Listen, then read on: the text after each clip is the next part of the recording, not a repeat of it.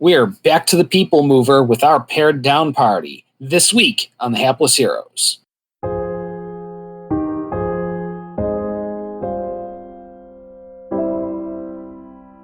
Are you going to tell me that Squeaky Jim doesn't matter? That Slippy Pete doesn't matter?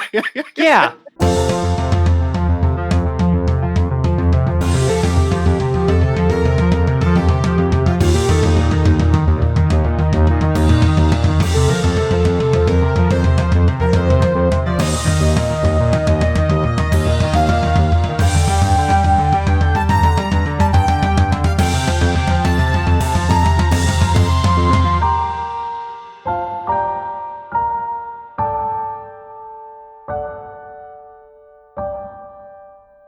Hello and welcome once again to the Hapless Heroes podcast. My name is Dave, and I will be your host and dungeon master for this evening.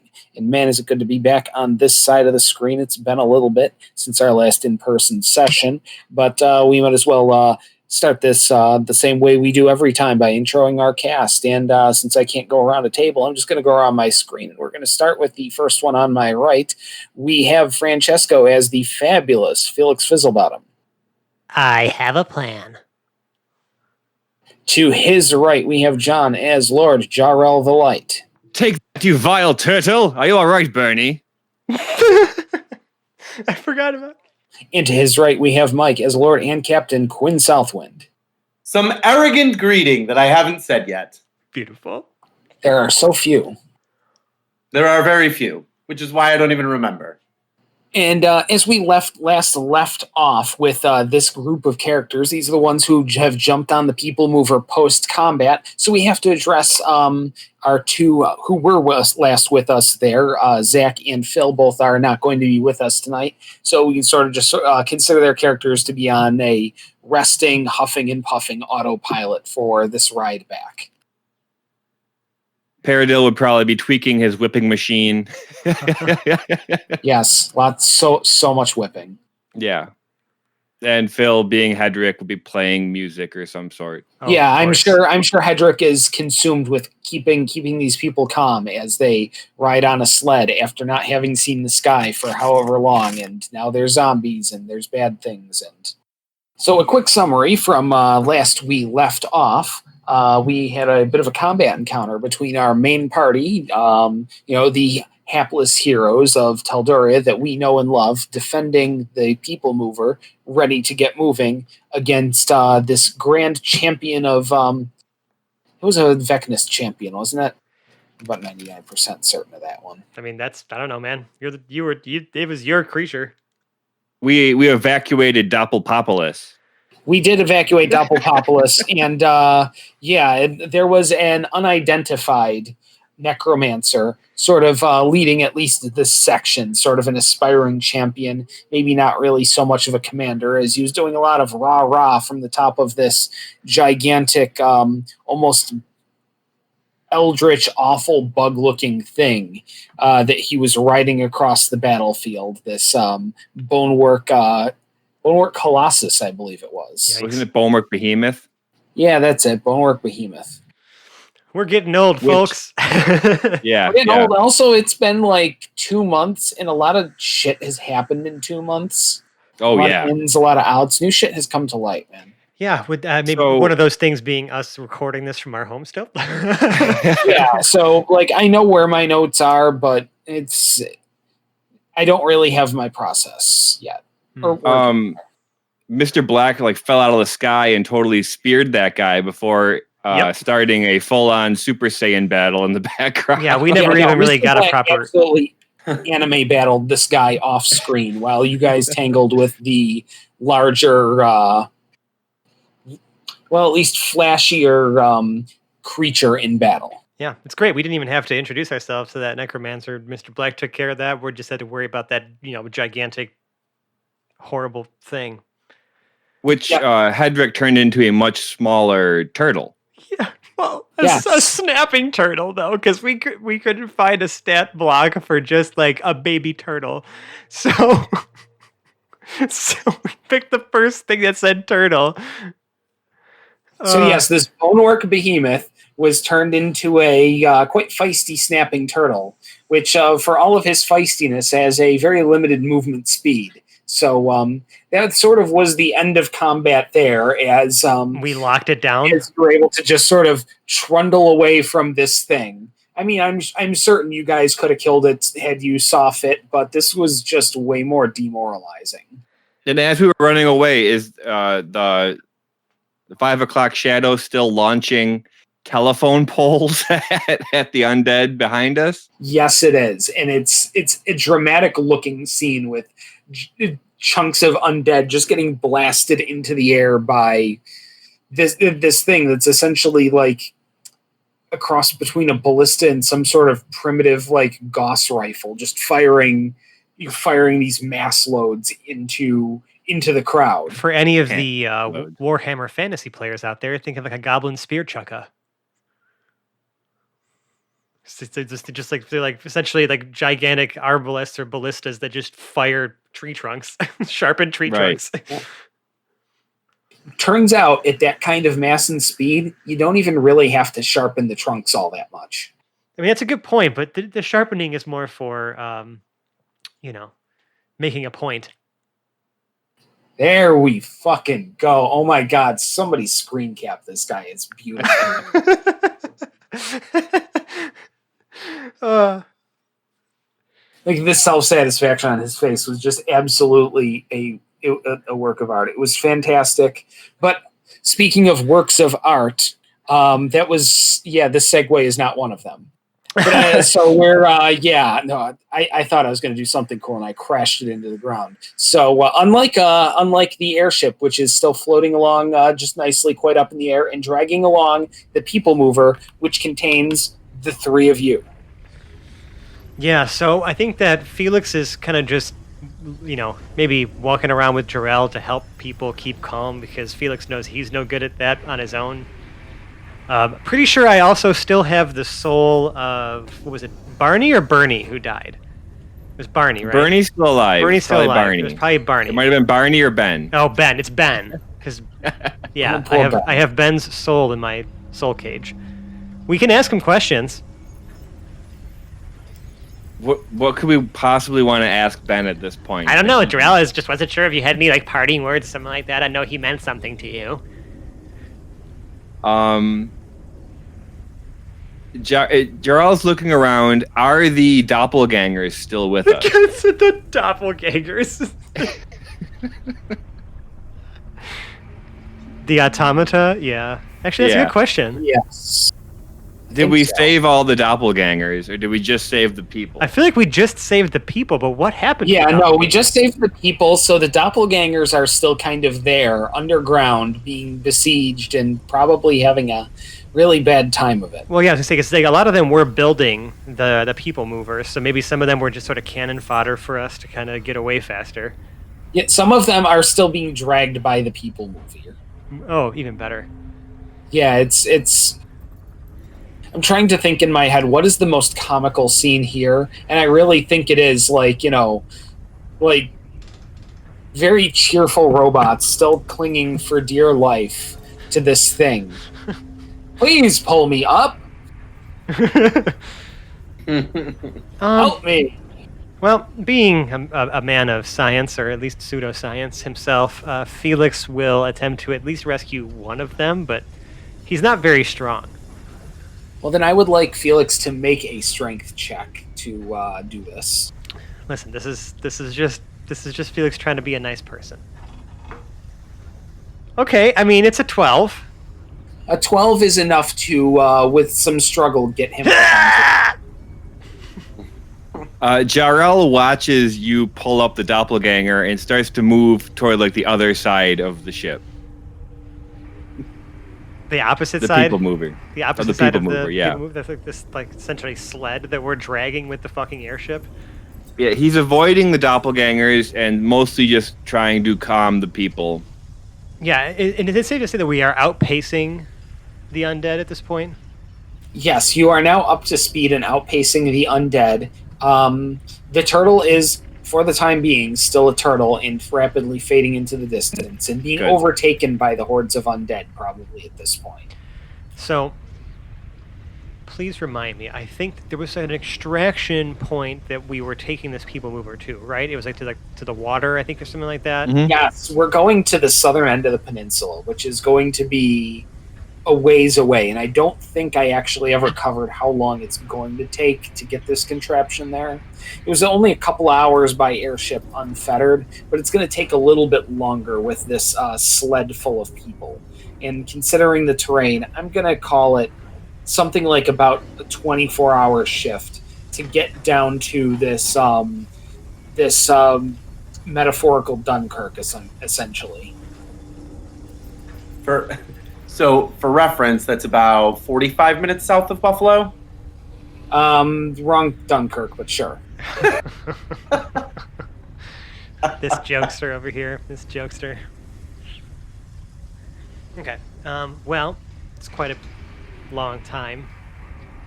Yeah, it's a little bit of time. I think I feel like we're probably going to be doing a couple of hops forward until we can sort of get to there. But so right now we have Felix, who's trying to do a little bit of rescuing, a little bit of making people feel better. We have a Jarrell assiduously avoiding doppelgangers, and probably what else are you doing, Jarrell?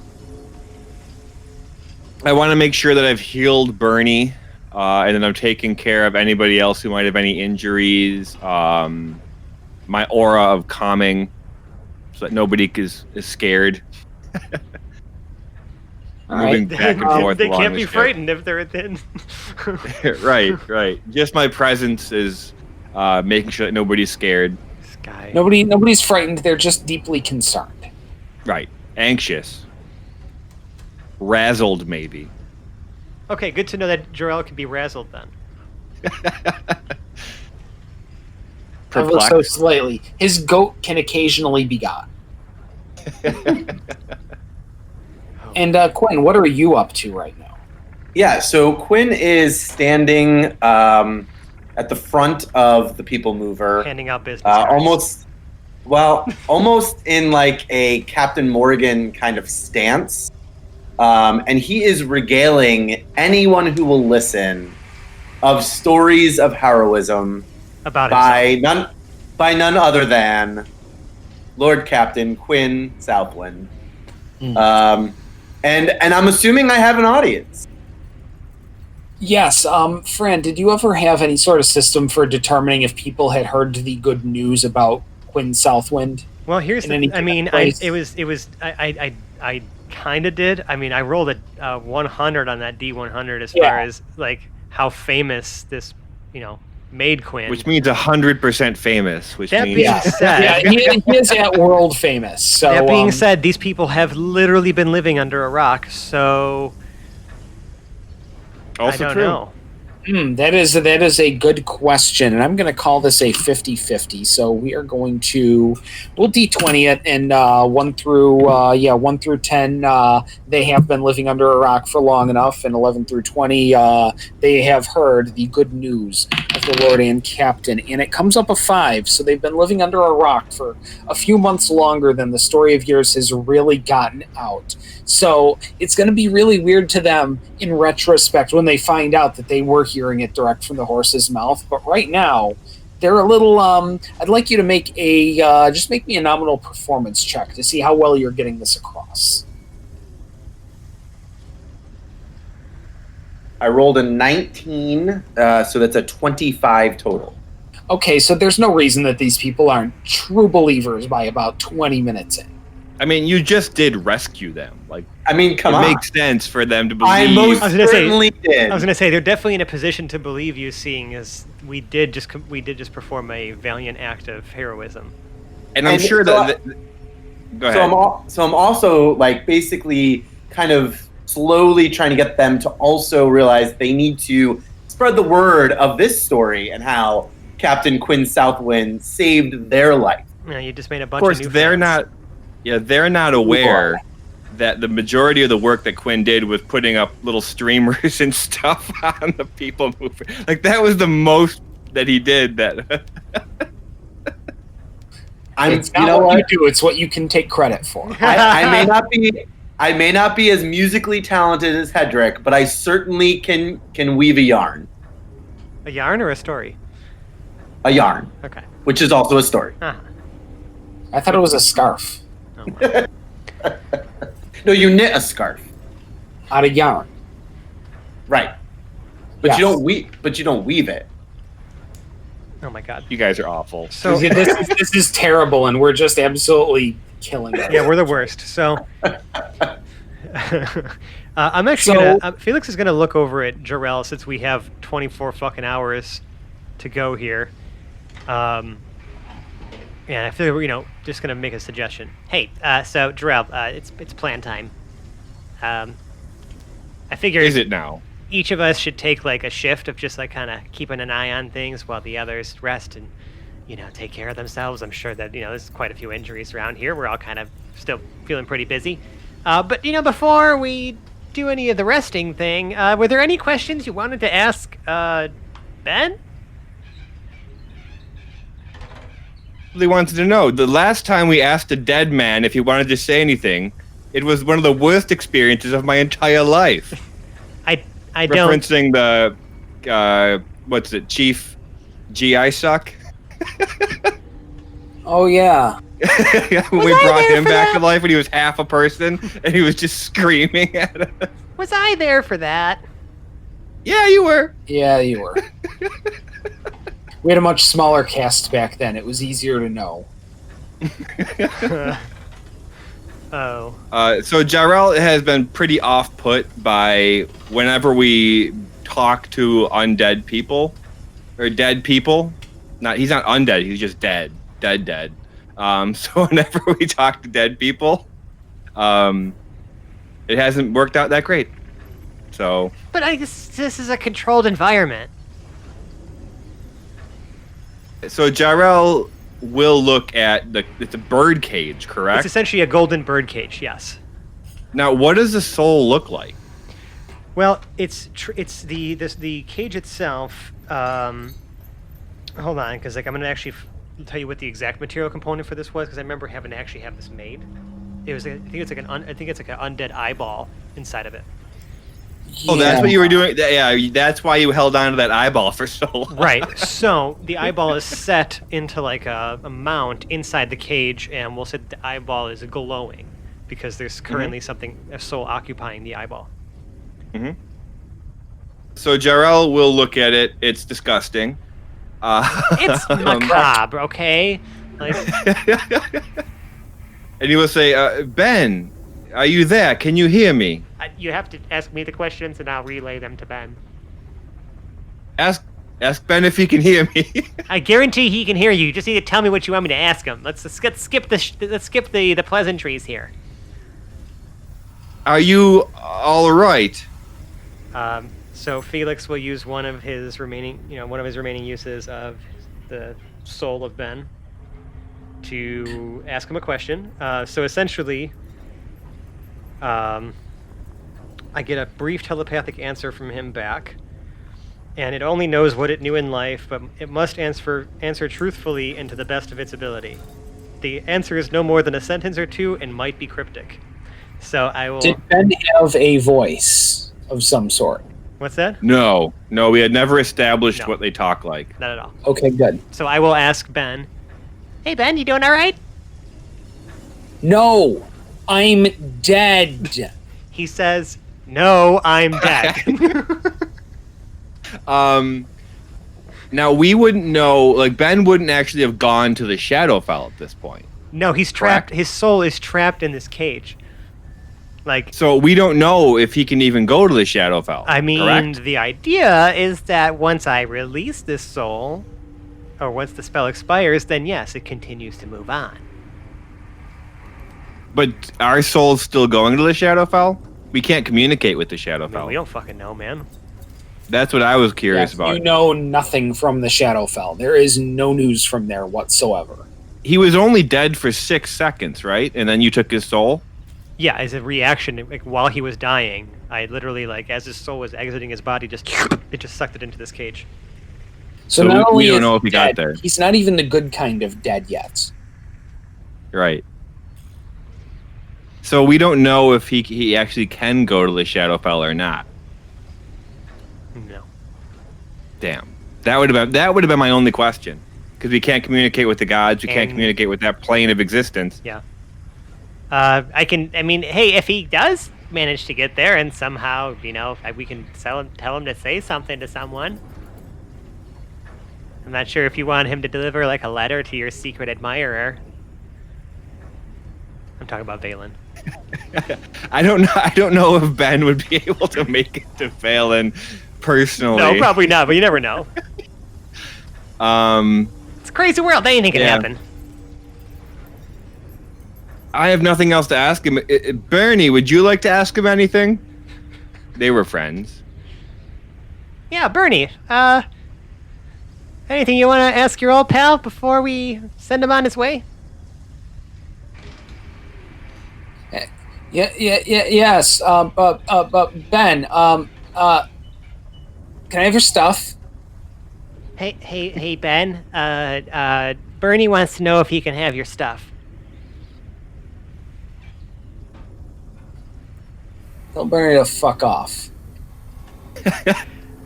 Bernie, Ben says absolutely. You were a great friend.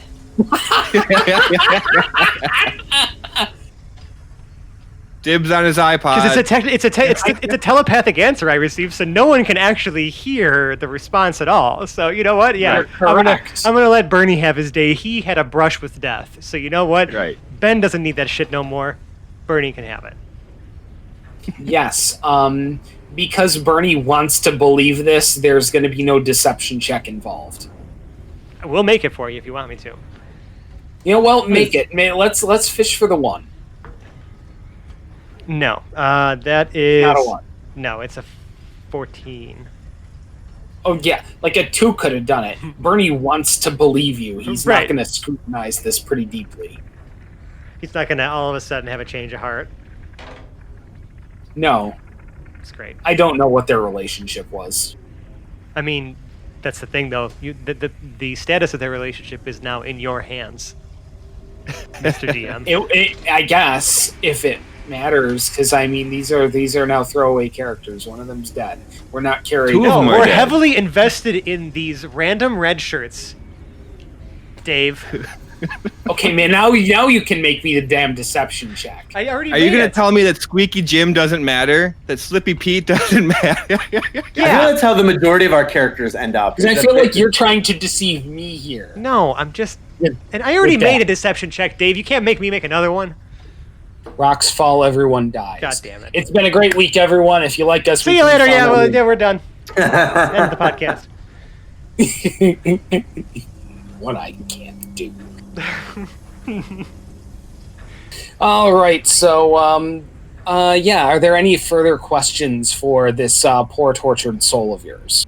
No. I mean, I don't have any. I was just trying to help some people here get some closure.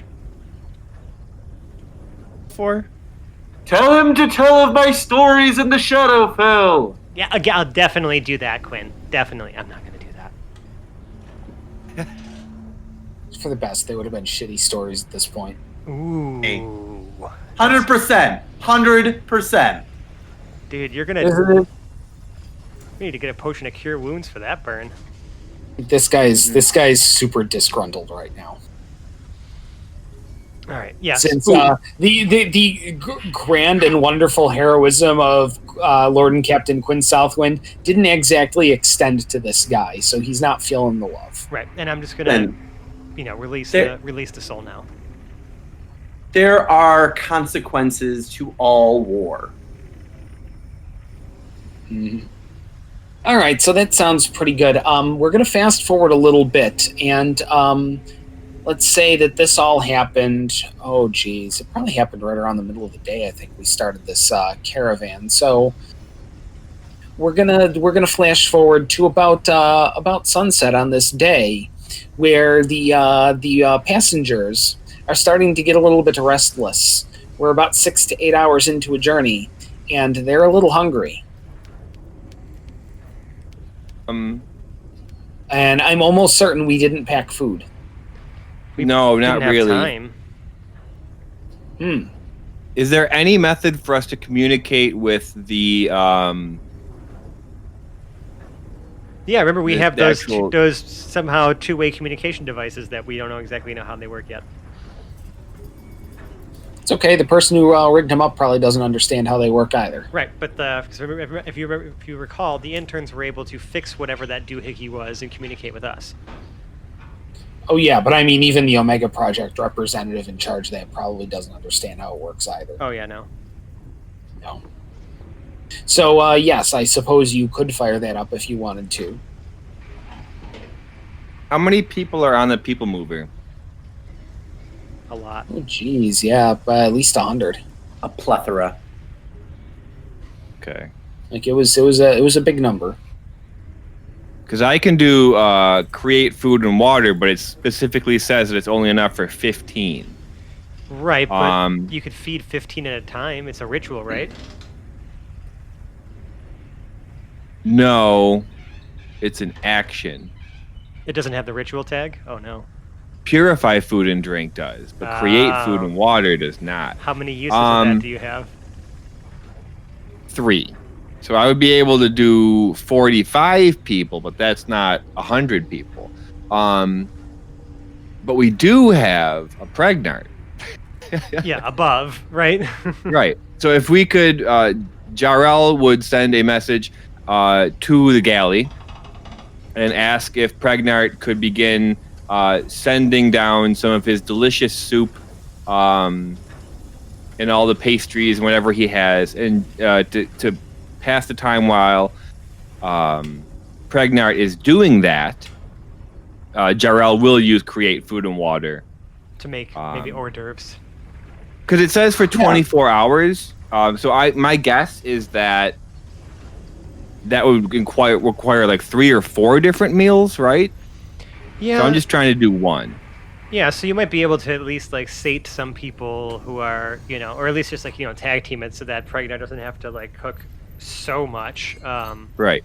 45 pounds of food and water means that like each person gets like half a pound of food, and I would say with careful rationing, Right. you could turn 45 people's worth of food into 100 people's worth of hors d'oeuvres or something. Some sort of like fucking airline peanuts.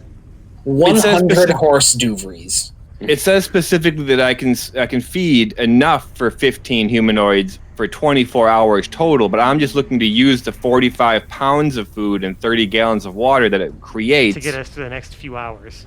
to suffice. Yeah. Yeah. Yes, I do, and I think between that and the request for the airship to start sending down a large amount of food down a very long distance under uncertain circumstances is going to set us up for a really good episode 2 plot there.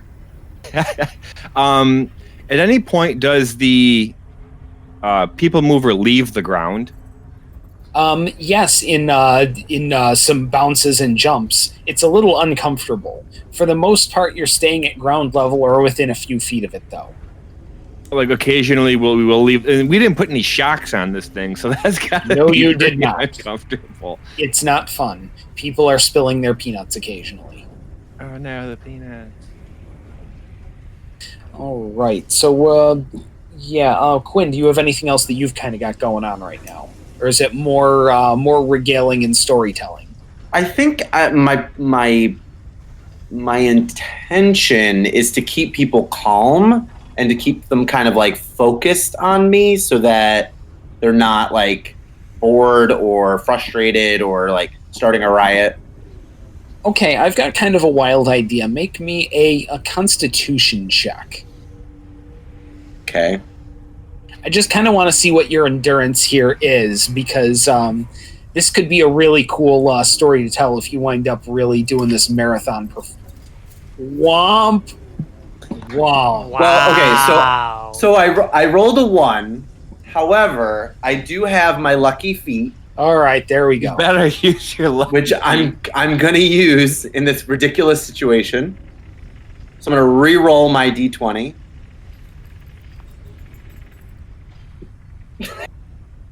To which I rolled a 2. Jesus, dude. So it's straight up. Is it a Constitution saving throw? No, just a Constitution. So any modifiers you have, but it's not. Well, it's not really a saving throw, but it would probably add up like one. Okay. So if I'm using my saving throw, then it's an 8. An 8. Okay, you're kind of dragging a little bit in some places, but you're carrying it forward. Okay. That was really sad. Yeah, like the show goes on. Like you're struggling a little bit, but you know that you cannot let these people down, and you're fighting through. You're fighting it through for the people, and this is going to be a performance they talk about for years. They're starting to look a little bored. I'm doing it for them. Yes. The kids are falling asleep. I'm suffering, but I'm doing it for them. He's suffering for his art, folks. Oh my god. All right. So the people are getting fed. They're slightly entertained, I guess. There's nothing Yes, better to they're being watch. somewhat entertained. They're being fed. They're staying relatively, they're in order. They're not freaking out. It's nothing bad's going on here. Yeah, thankfully we have Hedrick. It's not a good time, but it's not a bad time. Yeah, and we've got Hedrick probably doing the heavy lifting with the music. Hey, did we have to bring that up? He's not even here. No, but not rolling means he can't roll a 2. Oof. But he can't roll at all. Yes, but Which I is can't better in than good a 2. conscience assign him a 2. All right. It was an 8, okay? Yes, you are correct. Humana. All right. So do we have like torches and stuff on the side of the ship? I don't think Just so. curious. No, not yet. So, that's sort of a good idea. It is starting to get a little bit dark out. There's nowhere really for people to rest. They kind of just have to sit through this. If anything, But we the should darkness just encroaches. Yeah, we should probably just put a dim light inside rather than outside. I don't really want to expose us as a large, even though I'm sure you can already see the airship flying as night falls. I'd rather we be generating as little attention for ourselves as possible until we actually get close to the extraction point. So, we could use minor magic, you know what I mean, to just create some very very dim light, mood lighting. Dim light. Wow.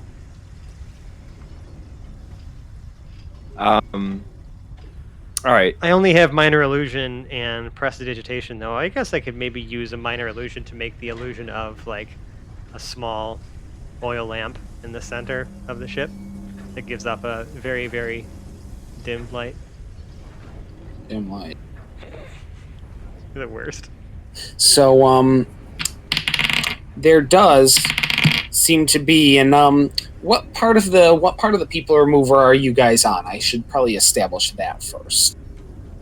I mean, there are multiple parts. I feel like we're kind of just walking the halls, the hall itself, right? That separates the two sides where the pods are, essentially. Because we kind of describe this thing as an egg carton, pretty much. Yeah, Yeah. so it was very much like that. Yeah. So, in the opposite set of pods, sort of at the far end of the ship, let's say you guys happen to be at the stern. It's sort of at what would be the bow on the port side, if this were nautical. I guess we can treat it like it is. There's a bit of a commotion. Well, Sounds like some anger, a little bit of yelling. let's go check it out. Can't have any infighting here. We need to get all back in one piece. Yes. So I'm gonna gather the fellas, and if they don't object, we're gonna go over there. Sarah, I'll go with you. All going as a group. Okay, excellent. So everybody arrives as a group to see. There are a couple of angry adults. Both gentlemen, sort of between their late 20s and early 30s. Old enough to think that they know a lot of stuff, and young enough to still be properly belligerent. And they seem to be a bit angry and are yelling in the direction of the two boys, but they're sort of being held back by some of the other people. They seem to be very agitated, yelling things like, "Why did we ever let you bury us underground? Look at us, we're being chased by zombies. You must have caused this. Where was that friendly professor from the other side of town?" and some of the people are starting to sort of agree with them. Like, what's going on here? They got sort of dragged underground, almost unbeknownst to them, in a very quick sort of fashion, and then dragged back above ground, and the apocalypse is sort of happening right in front of everybody. People, it's okay. Let's settle down for a minute, because this undead situation had nothing to do with these two boys here. Okay? What? Did it come from you then? No, it's coming from the Crucible lands, where there's thousands upon thousands of undead. We, as a adventuring party, the heroes of Telduria, have fought them at many of the different borders to the Crucible lands. I ain't never seen none of them before. And what do we got? We got nothing but your word that you guys are some sort of heroes or something? I mean, we got this celebrity up at the front. What is this all some sort of publicity stunt? Publicity stunt. The nerve. Accepting publicity. We just rescued you and your people, and you're saying that we did this for publicity? Listen, good sir. I don't mean to offend by saying this, but you don't look a gift horse in the mouth, okay? Like, you're safe because of these kids, that professor, and us. We fed you. We're bringing you to safety. Like, the world is fucked, okay? And, like, we're just trying to do something right here, and now you want to say that it's our fault. Like, that's some grade A projection there, bucko. Let's make a persuasion against an insight for this guy. And Jarrell will be helping Felix, who of course already has insane persuasion. So how are you helping him? Pretty much just by being a giant fucking knight with awesome armor and a massive glowing sword. That should be enough. To show how heroic we are. Right, and I'm nodding and all just helping is in that kind of fashion. Okay, 18. And it is a modified 10 on this guy's side. So yeah, like, all right. I'm sorry, man. We're all just stressed out, but I'm just saying we never saw none of this stuff before, and all of a sudden, you guys roll into town, and now all of a sudden the zombies are here, and I'm just saying it's a little convenient, is all, I can understand the association, but trust me when I say that we hadn't seen them before until like maybe a few months ago when we happened upon them at Last Wall. We managed to actually defend Last Wall from these guys entering in. It seems like they found another way in. So, that's what I'm saying. So we just happen to get so lucky as to get the greatest heroes in the world to show up on our doorstep right at the exact moment we need them? Well, we were sent here by the Omega Project. Not just the Omega Project. The entire... Yeah. Oh, no. Don't even try to pass that crap on off to me, because I know damn well, and you know damn well, everybody around here knows damn well the Omega Project cannot do a damn thing when it tries to do it. They've never been on time once for a damn thing in their entire project existence. As a representative of the Omega Project, I resemble that remark. But... We weren't sent here to save you. We were sent here to save that man. Is the professor in the audience? No, you guys never picked up the professor. Right, because he did that crazy time magic explosion thing that actually ended up... Hines? Yeah, that ended up... Oh, we didn't end up with Hines? Oh, shit. No, he probably wouldn't have done that if you guys had extracted him from the tower, but nobody ever thought to go back to get him. And actually what's funny is that our primary mission was to get him. So... Yes. He diverted you guys on the mission to get the boys, and you have the boys, but yes, you are short one Dr. Hines, That's which true. is good on my vocal cords, if nothing else. Yeah. So, what I will say, though, is... shit. We done fucked up. Well... We got Hines. We have two magical prodigies with us, so, like, yeah, we may not have Hines, but we have... it's a 2-for-1. That's how I'm going to sell it, okay? But I'm going to also remind the people... Are we about to literally like sell off these children? No, we're not going to sell them. I told them there's an incredible opportunity. It is their choice whether they actually want to do anything with it or not. Either way, they had to come with us because their home was just overrun by the undead. So it's their decision. But I mean, I'm encouraging them to make the decision. If you give a child an apple and you say you can eat this or not, not really a choice. Yeah, well, yeah, it is. They could choose not to eat the apple. Okay, dude, like, listen to me. All right, we're just. Dr. Hines said that these kids were worth their snuff, and okay, that sounds wrong because now it just sounds more like I'm trying to sell these kids. Okay, so I also think you just related them to snuff, but cool. I'm gonna shut up now and remind the people here that it wasn't just the Omega Project that sent us. It was also the entirety of the Southern Kingdoms came together in a summit and deemed that this was a mission worth doing. To save the doctor. To save the professor. people. Save the doctor that you guys didn't To save. save the people is what I'm saying, Quinn. We came here to save the people. Were they really saved? Okay with whatever. Okay. Not dead. Oh yeah, actually they really were. They weren't ripped apart by a mindless horde of zombies. So yeah, that counts. I also just realized, and I just remembered one of Felix's features is that he doesn't require sleep anymore. So I could take a long rest, but still, just post up and make sure nothing crazy happens if y'all want to.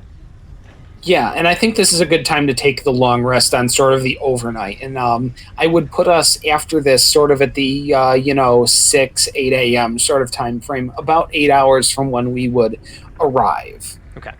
We're going to take it as read that the food eventually did get down, but I want to tell that story later, maybe in the next episode somewhere, because that sounds like a fun thing. Yeah. All right, so so it's a long rest montage. Long rest we need a montage. Rocking up and down on this people mover montage. Felix doesn't need to sleep, so he's got his eyes wide open. Montage. So yeah, there probably shouldn't need to be a whole lot that you guys need back from the long rest here anyway. I can use Soul Cage again. Hopefully there's no need. No, but I mean, I'm just saying I can. Anyway, so the new day has risen and things are chugging along. You can definitely see lots of smoke in the distance, both to the east and the west, as you guys continue to travel in what is essentially a southerly direction down the peninsula here. That's not good. No, it's definitely a more dire sight than you would have expected at this time last night. Do we have any kind of periscopic device where we can see? I have going a on. familiar. That counts.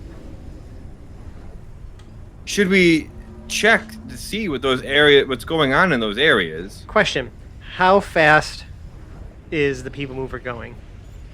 The people mover is going at the same clip that it was before.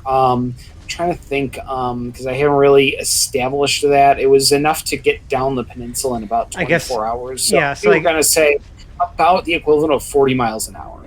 So if I were to summon Slim as a pseudo dragon with a fly speed of 60 feet, if I had her dashing 120 feet, would she be able to keep up with the people mover?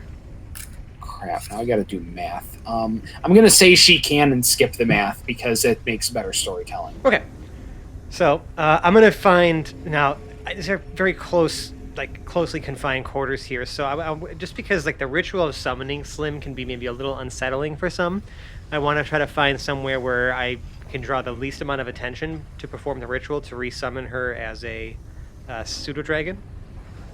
Can I cast invisibility on you? I mean, it ends as soon as I start casting a spell, so that's not going to help me. It ends when. Oh no, when you do. Yeah. You're right. Sorry. It's fine. I mean, I just want to. Like I said, I'm just gonna maybe just make my way to the very back of this thing. I can cast greater invisibility on you. I mean, do you want to burn the slot? Not Or really. you can slip into one of the makeshift lavatories at the back. Oh wow, we had time to make one of those. It's basically a 2x2 room with a hole in the floor. Perfect. That's all I need. So, Yeah, I'll go in there and summon Slim. Incanting the host spell, taking about 10 minutes to do so, and then out she pops as a pseudo dragon instead of the gazer I had her as before. That's definitely less unsettling to any viewers who may be seeing this pseudo dragon. Yes. Yeah, and I'm gonna send her outside of the people mover and up, so she can kind of like follow along, probably about, let's say, 90 feet above the people mover, and just just kind of looking both ways, and I'm gonna be looking through her eyes. Okay, so it looks like the front that's heading south among the undead is sort of uneven. And it looks like the area around you guys had been slowed significantly. So the pursuing forces behind you have not been able to catch up. But some of the others have been able to make up some ground during the night and have sort of gotten at least close to parallel with you guys on either side, maybe about 2 miles out, and both to the east and to the west. So it doesn't look like the airship itself is in any danger, but you may be reaching the gates of the extraction right around the same time as a lot of awful things. Yikes. Okay, I will quietly relay this to Jarrell and Quinn and Hedrick. Should we begin firing again? No. Would that alarm people? No. I don't think we can even reach 2 miles with one of those things. Let's try to just... Yeah, let's just try to, continue this clip we're at as best as we can. Now, do you relay this information to anybody other than the 4 of you? Well, I'm going to go ahead and assume that above they can see that. Because if Slim can see it... You make assumptions about how things are run on the airship, but okay. I'll tell Jarrell to communicate that upstairs. Which Jarrell will do, using the communication device and being as quiet as he possibly can. So yes, you do whisper it up as quiet as you can, and there is maybe about a 20-second pause before the comlink crackles to life. Oh yeah! Jed Dim is flying in the danger zone, yeah! Oh god. Oh yeah, we see these enemies to either side. They're to the left of us and they're to the right of us. They can't get away from us now, yeah! No, oh boy. So yes, so as much as you're whispering it in, it comes blaring out of the comlink, and I just want to make a little check on my side. Also, they can't get away. Oh god. Yeah, I just wanted to see how loud it came up. So yeah, there are some people around who have sort of heard that. You guys are definitely in the danger zone. And those words are definitely starting to go around from pod to pod. Not so much what it means, but there's a zone of danger, and you are in it. Yeah, and apparently Jed thinks that, they can't get away from us, which is not the right attitude. Right. They got us surrounded on all sides. They can be 23 of us to 1, but all that means is that I can advance in any direction, yeah. Oh, boy.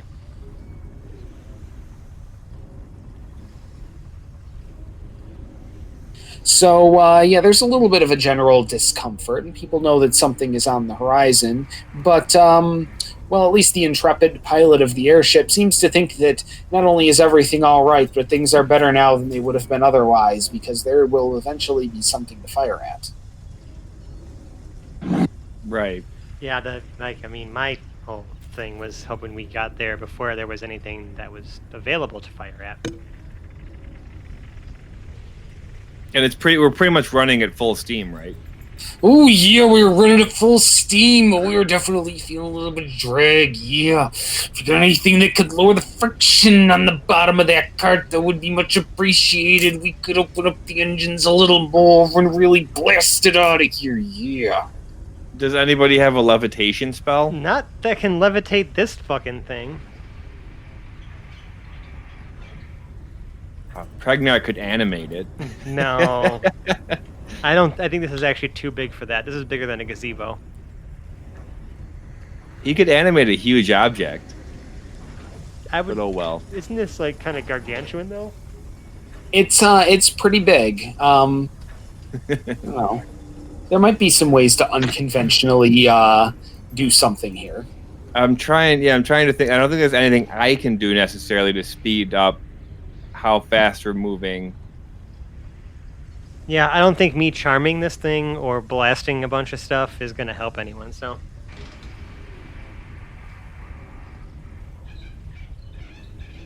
Quinn?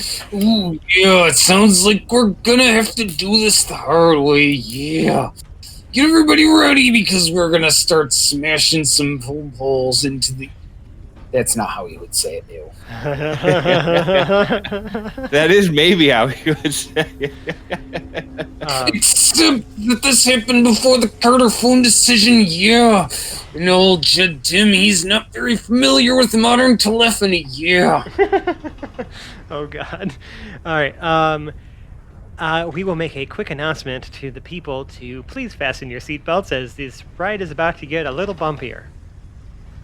Oh, yes, and this ride is about to get bumpier. I mean, we're going to fast forward things just a little bit, maybe about 4 hours from the gates, and the pace is starting to quicken, and hearts are starting to race a little bit, and there are explosions from the trees as the oncoming smoke is getting a little bit closer, and it sounds like the airship is beginning to fire.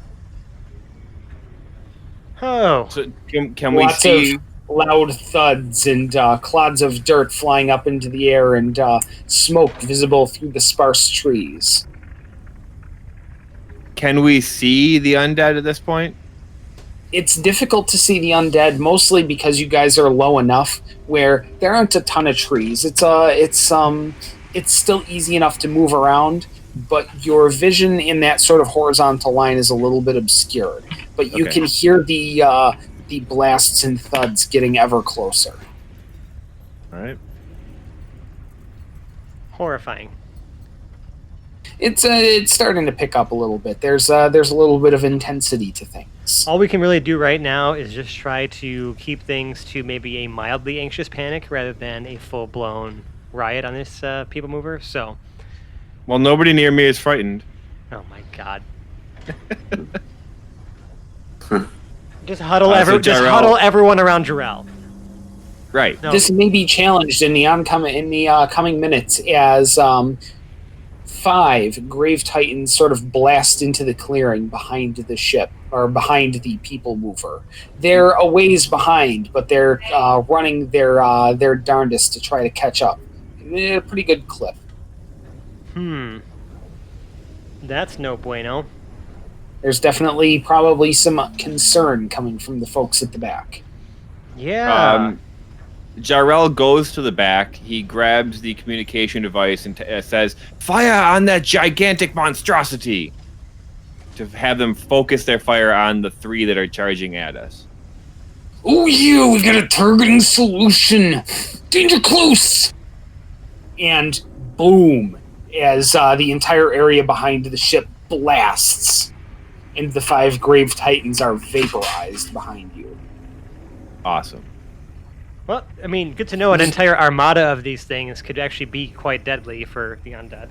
Oh, yeah. Yeah. No, this is great. Yeah, it would be nice for people, to be able to, at least show a vision of some sort of big apocalyptic battle between an armada of airships with some magical cheating going on versus limitless numbers of zombies. Mm-hmm. But in the meantime, I'll settle for telling the small stories about the people and the escapes and, about you folks on board this thing who are rapidly approaching your destination. We are rapidly approaching that destination. Yes. Not long after that explosion, the call comes down from aboard the ship. Oh, yeah, we're coming up on the gates. Get people ready. We're going to be blasting through, yeah. You might not have an opportunity for them to open up the gates, so we might have to just go break it on through to the other side, as they say. Oh, God. Let's brace the front of this thing somehow. Mm-hmm. Yeah, sure. Do you guys have any potential solutions that might cushion the blow on this? Anything you can whip up in the next 10 game minutes, maybe? No. I can make them, like, the front of the ship a magical weapon. I don't know if that'll necessarily help. Wait, you can make the front of the ship a magical weapon?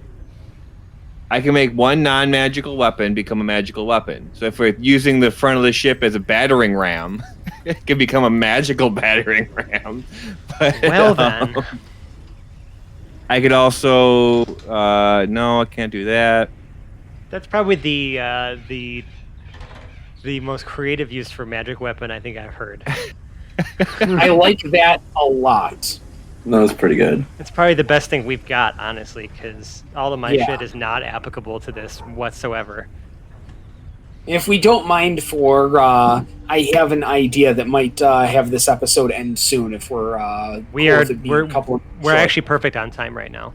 Fantastic. Okay, good. So, all right, good. I want to kind of count us back into it. If you can do us a clean tell of wanting to use what you're intending to do with the front of the ship.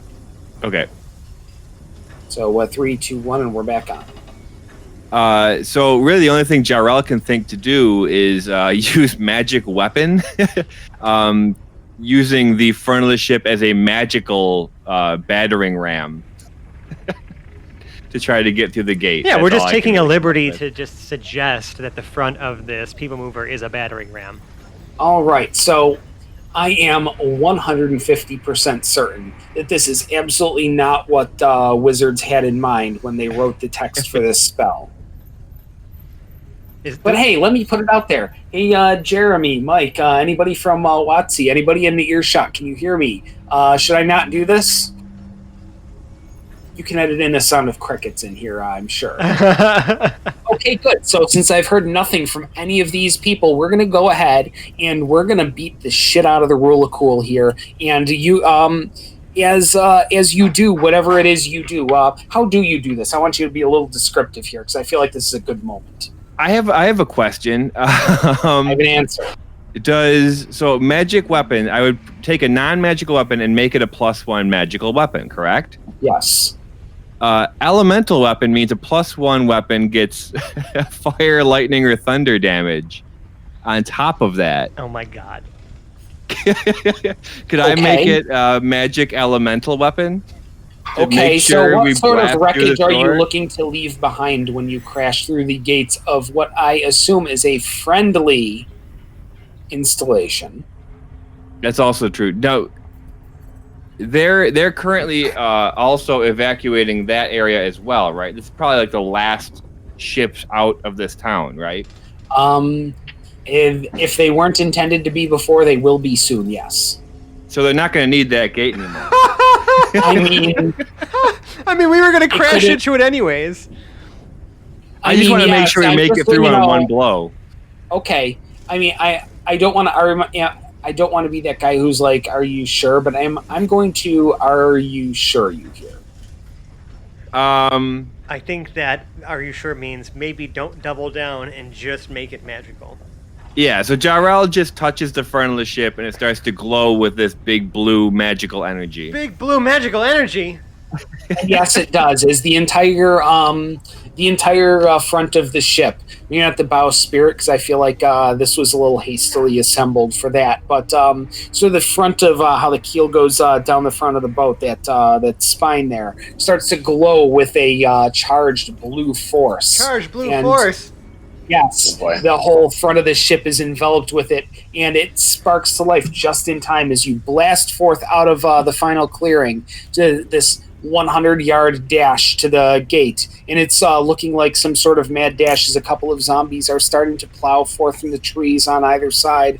Just the few that could escape. No real grave titans here, just your regular average body-sized dudes. And this ship continues to plow forward as the distance closes 50 yards. To make this more dramatic, 40. Felix is firing eldritch blasts out of the back of the ship at some of the zombies.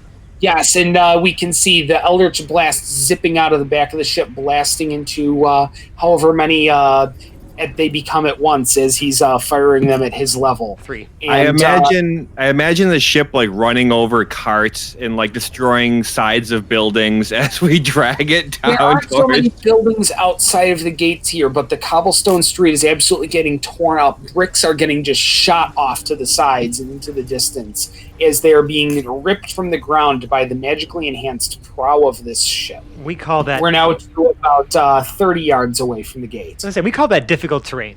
So. Difficult terrain, but right now the terrain is what's having the difficult time. So we're about 20 yards away. Anybody got any last things we want to do here? Brace Nope, for impact.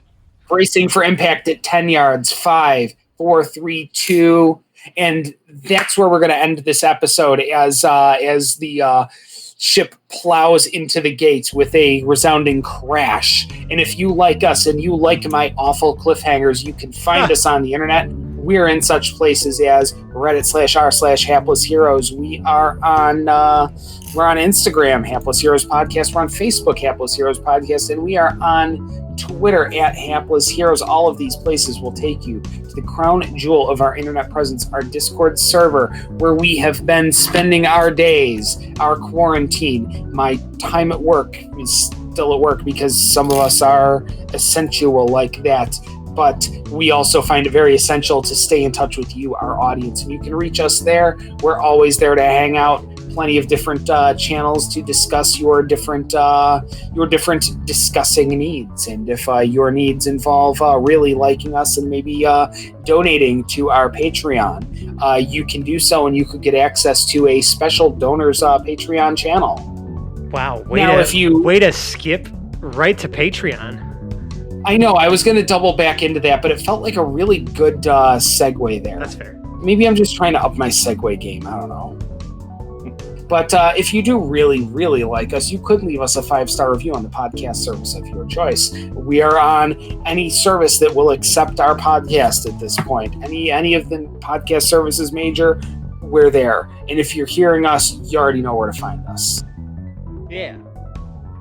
And if you love us, like us, right now you like us, Sally Field and the whole deal, build yourself a gigantic radio wave transmitting satellite dish and project the sounds of our podcast into deep space so that people in other creatures in the galaxy may pick it up and listen to us and become fans from a galaxy far, far away.